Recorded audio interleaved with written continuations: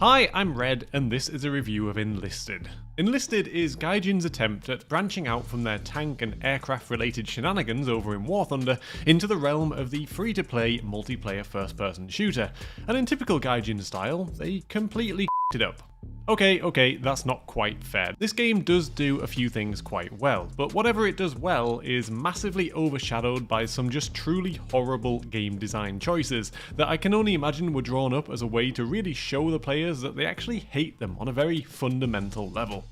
To start with, and this is kind of just nitpicking really, although they call it an MMO FPS, just like they call War Thunder an MMO as well, it actually isn't an MMO at all, in any sense of the word. It's actually a match-based shooter where up to 10 players per team control their own little squad of 5 or 6 AI-controlled bots, in a battle that typically involves completing objectives similar to Conquest or Rush in something like Battlefield. And before you go thinking that controlling a squad of bots sounds cool, which admittedly at first glance it does, and that maybe it'll let you live out your dreams of a large-scale multiplayer version of the Brothers in Arms series, I'm afraid I have to disappoint you because these bots are a special kind of stupid. I mean, they're really basic, like irritatingly so. You can walk up to an enemy bot, look him in the eye, insult his mother and then shoot him in the foot, and 9 times out of 10 he's just gonna stand there staring back with soulless, lifeless eyes, or at most, maybe he'll try and shoot you and miss, despite the fact that you're standing less than a meter apart. And then, obviously, AI being AI, they can also land the occasional absolute esport league headshot while you're sprinting through thick cover over 200 meters away. So maybe they just get really upset when you insult their mothers or shoot their feet. I'm not really sure. Anyway, speaking of weapon bloom, this game has a lot of it. So much, in fact, that it makes early Battlefield 2042 look like a milsim. Now, weapon bloom, if you don't know, is where you can carefully aim your gun at an enemy soldier's head, meticulously lining up your shot, ready to pull off a kill of such epic proportions that it could turn the tide of the entire battle in your team's favour, only for the bullet to magically veer off in a random direction when you finally pull the trigger, even though your crosshairs were directly lined up with the dude's head. And that's because when you use bloom, aiming makes no difference, because bloom just means that your bullets can pretty much spray anywhere within a small given area around your crosshair, even when aiming down sight. So that's great. No, honestly, it's literally the worst mechanic ever introduced into shooters since Fortnite added building. Honestly, it would be so much better if they'd just done a regular recoil fire mechanic where your bullets go roughly where you aim and you've got to try and, counter the upward pull of the recoil of your gun. But for some reason, some devs feel like adding randomized bullet spread that the player has no control over whatsoever, sometimes like this in combination with recoil, makes things much more epic and cinematic. And maybe for the sake of filming the cinematic trailer that they're going to use to push the game on release, maybe that's true. It looks like people are in an epic battle, bullets are flying everywhere, but no one's actually hitting anything. But once you actually start playing the game, it's really just downright frustrating because you don't really feel like you're in full control over what you're doing, because there's always that element of chance and randomization that your bullets may just choose not to go wherever you're aiming. Anyway, I know I'm being a bit negative here, so let's talk about the positives for a bit. Let's see, positives. No, sorry, hang on, I'm just going through the notes for anything, looking for anything positive. Here we go, let's see, I wrote that there's 4 playable factions, the Japs, Germs, Americans and Ruskies, and tons of handheld weapons as well as tanks, flyable aircraft and little extras like grenades and stuff as well. And the constant reminders to buy premium currency to unlock them faster, with obnoxious screen-sized pop-up ads all over the screen and gold currency symbols everywhere you look, are only very distracting. So that's a plus, I guess. I mean, they could force you to pay the game at all, so it's nice of them to opt for a free-to-play option so that you can enjoy grinding thousands of matches to earn enough money to unlock each gun one by one like a slave, provided you don't mind people with more money than sense just being able to instantly buy their way into later tiers rather than having to, actually play the game, because who the hell has time for that these days?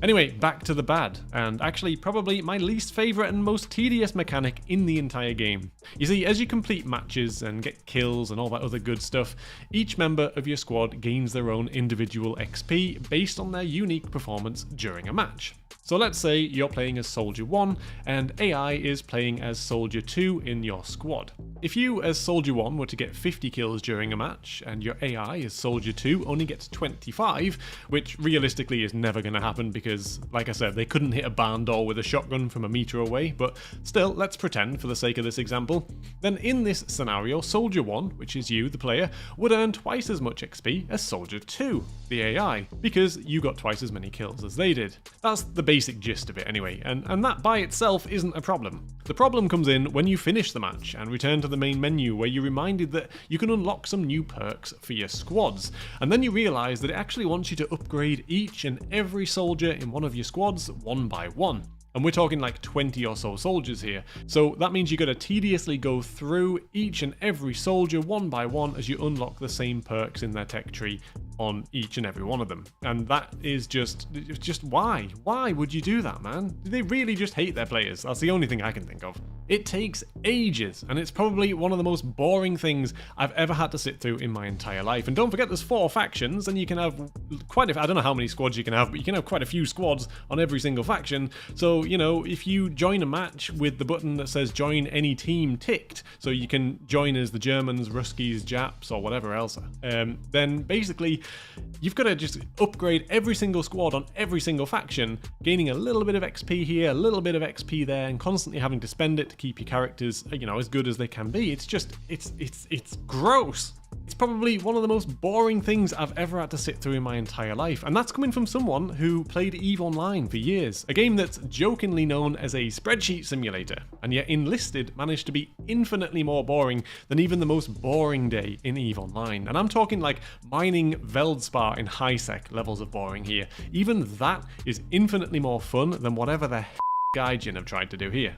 They should just take that entire system and just rip it out, start over, just have a simple XP gaining system and level up the whole squad at once or something. There's loads of different ways they could do it, and this is probably the worst option they could have gone with. And what makes it even more painful is that they were so close to maybe having something relatively good here. And I know I'm being very selective with my words, a bit like a politician, but it is what it is. What I'm trying to get at is that there were moments when I was playing it that were so close to being epic, where there was like planes, IL-2 Sturmovics charging in overhead, firing rockets. There were tanks on hills firing at infantry, trying to get up to them on the ground. And, you know, there's like all this small arms fire going on. But it just managed to fall short of the mark in almost every single way, and it wound up feeling empty and void of any real emotion. And I think a lot of that goes into the sound design as well. The sounds are they're just lacking. There's just no epic. If you actually turn off the in-game music, because you can have battle music on, I don't know why you would, but you can if you want to. If you turn that off, you really just hear a bunch of footsteps and just silence.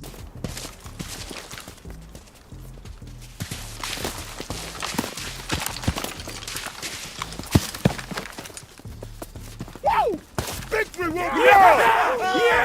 Come on! Ah, yes! Get in! There's nothing going on. There's no like epic sort of World War II-y explosive, there's a battle going on somewhere over this hill in the distance kind of sounds. Nothing. Unless there's actually something going on in the game itself, like explosions from artillery and stuff like that. There's just no sort of background ambient sounds there at all. And honestly, a lot of the time there isn't really much, fire going on. There isn't really much explosions going on. Once a bombing run comes in and you get these okay sounding explosions, it just goes back to being silent with occasional gunshots again. And it's just a bit and like I said, it just lacks emotion. Plus the fact that literally nobody in any of the matches I was in anyway was communicating with each other. Not even in chat, which, I guess maybe it doesn't help that I came from Hell Let Loose to something like this, but that combined with the sound effects being as immersive and cinematic as a duck farting on ice, and the whole thing just came out, like I said, lackluster, sort of like Squad 44 from Wish. You could argue the same thing about War Thunder as well, but War Thunder at least is genuinely quite a good game, and with a lot of support for a lot of different peripherals and stuff like that. It just works, it's great. There's nothing really like War Thunder out there on that level. So Enlisted, however, it's a first-person shooter, it's free to play as well. well. There's so much competition here, I just don't see why you would play Enlisted. That's just my perspective. If they'd put even half as much effort into the actual game and the map design and stuff as they did into trying to squeeze every last drop of money out of the player as they can, then this review might have turned out very, very differently. But it's, you know, the game's been out for years and it never seems to get any better whenever I go back, so it's and probably will always be, and I can't wait to uninstall it, honestly. Anywho, if this video for some reason inspired you to go and give it a go, and you don't value your time, which, again, you're watching this video, so I assume you don't, then I'll stick a link to it in the video description below, and if you'd like to share your thoughts, then of course you're more than welcome to drop a comment in the comment section below. Just please try to be respectful to me and each other like I've been to you, because the game is bad enough already. Thanks for watching, and I'll see you next time.